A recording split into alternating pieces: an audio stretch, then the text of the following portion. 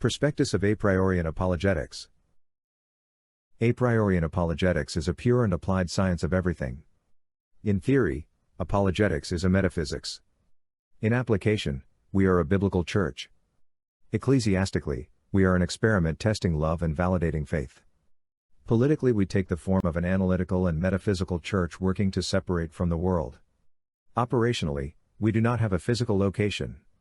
So far as theology goes, we are a meta-church. Ecumenics can only succeed if it works through a meta-church. The various divisions and denominations of Christendom will never overcome their doctrinal differences through debate. Apriorian Apologetics is a member-only, private church. We serve as a support group for logical minds, giving a common voice to those of an analytical frame of mind, in a world that is increasingly insane. Unlike most groups, we have entrance requirements. The mission of Apriorian Apologetics is to privatize all aspects of the public sphere. Our goal is to create a place in which Christians can pursue the Great Commission, without the distraction of dealing with the satanic systems of the state. The goal of the church is to separate from the state, as this is the only way we can, as a church, privatize. That which is public cannot be brought to Christ or put under the dominion of Christ. Our only choice is to separate. Privatizing the church enables believers to have a voice and a venue in which logical truth can be pursued. If God is truth, then he must be pursued logically and in an analytical manner. The law cannot define what is true, only what is lawful. This is not a biblical position. Logic is, a priorist belief, the substance out of which reality is created, and the means by which we progress. Logic is under attack because logic is the antithesis of law. The devil does not wish us to communicate logically or to think analytically. Logic confounds the law. The devil operates on human emotion, what the Bible refers to as the flesh. The devil works on those of the flesh, primarily through the state, in the formation and administration of law. The law is a way to regulate people through their emotions. The law creates fear. It operates directly from the law of the jungle. The negative feelings some have for children. It was a negative law in that it protected people who choose to abort their child. One does not need laws that tell women when and how to get pregnant. The law does not tell us to love our children. The law only justifies negative emotions. Speed limits and laws against murder are positive laws because they tell us what not to do and promise retribution for lawbreakers. They impose positive behavior on subjects. A priorists are people who believe all knowledge is deductive and derived from first principles. If we do this, if we postulate an actual first principle or axiom, and deduce truth from this, we are led to develop a structure that is best called a private church. We organize to privatize. To fulfill the Great Commission and build the church requires private agents free of public oversight. The state cannot build the church. The law cannot define, regulate or justify faith. As the public arena is made private, the church progresses. Apriorian apologetics is not just a set of doctrines.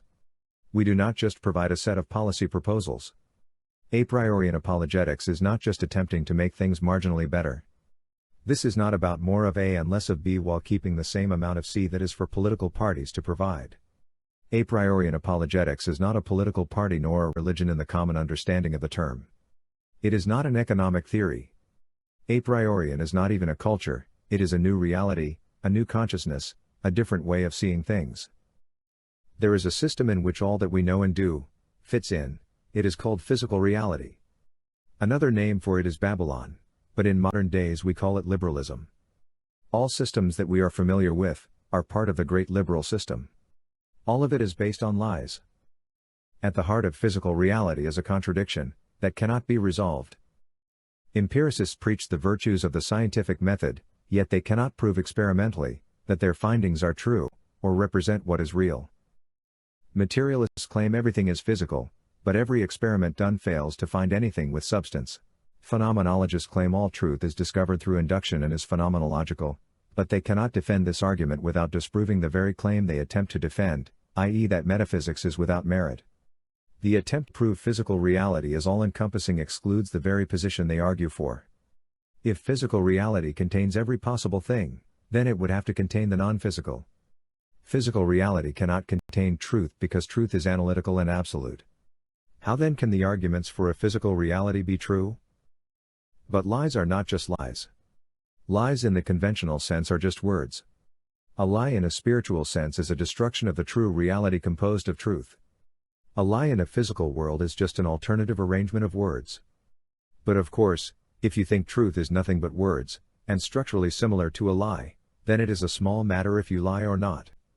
Indeed, we could say we all have our own truth. If truth is what we agree with and reality comes down to a particular perspective or our point of view, then truth and lies, as words, have lost their meaning. If the world is physical, then we are centered on ourselves, because when trapped in a physical body, data can only come to us through the physical body and its senses. The content we receive is all neutral, in that all sensory data has the same value.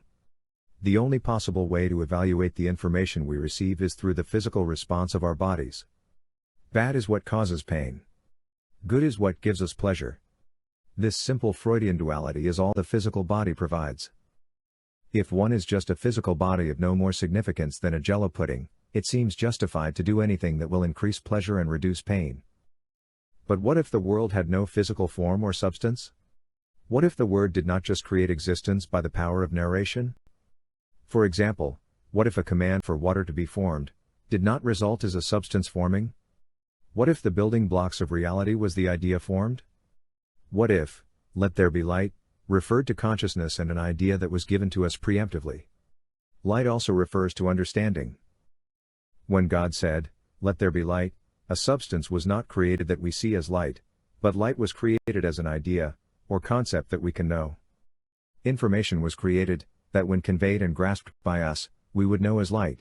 This opens up a lot of questions, but the question that has to be answered is what happens if we do not believe in God? What if we have no faith? What if someone tells us we'll bear our weight, and we do not believe them? What if there was no faith in the world? What if you did not believe you could walk down your street safely? This lack of faith leaves us with the condition known as fear. If we fear everyone, then we are exposed to the law of the jungle. Every man's hand is turned against his brother.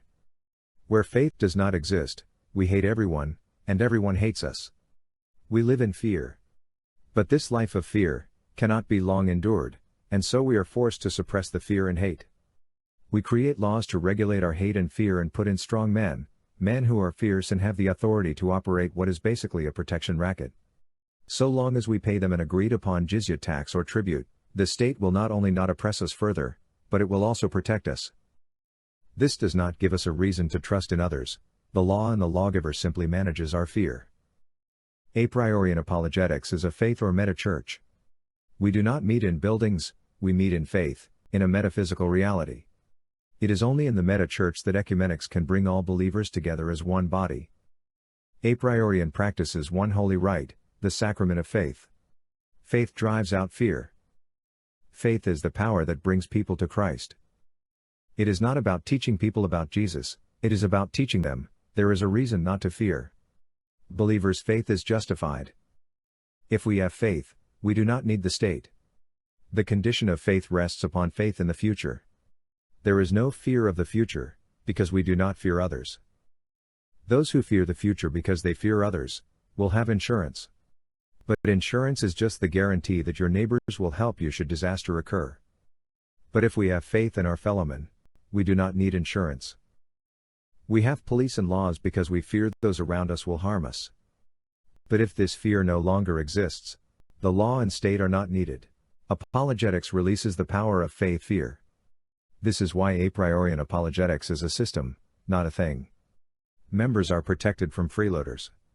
The biggest source of parasitic exploitation is the state. The tool it uses to exploit the people is fiat currency and bank debt. Inflation benefits the state as the debt it owes is watered down and the rate of its extortion increases. The unforgivable sin is the debt we owe God, which is created when we claim the physical world as our own. We did not create it, and so we do not own it. Apriorian Apologetics enables the believer to systemically divest themselves of illicit gains. Apriorian missions are formed when we come together to create faith and vanquish fear, through love. When we come together in His name, we abjure the things of Caesar, including the illicit monetary system of the state. There is always risk with fear. Fear does not exist in a vacuum. Fear is a response to a perceived risk. Risk occurs when property is exposed to a threat of loss. Property lost is called a liability. This is why all property belonging to the state exists as a liability and why all property exposed to the predatory practices of the state is composed of two portions, capital and liabilities. Capital is the portion owned by the licensed owner and the liability portion is capital claimed by competing interests. These subsidiary owners are the state or its agents. Apriorian apologetics is a methodology for systematically eliminating the state and all social costs. This is done biblically, through faith. Faith creates savings, because it drives out fear.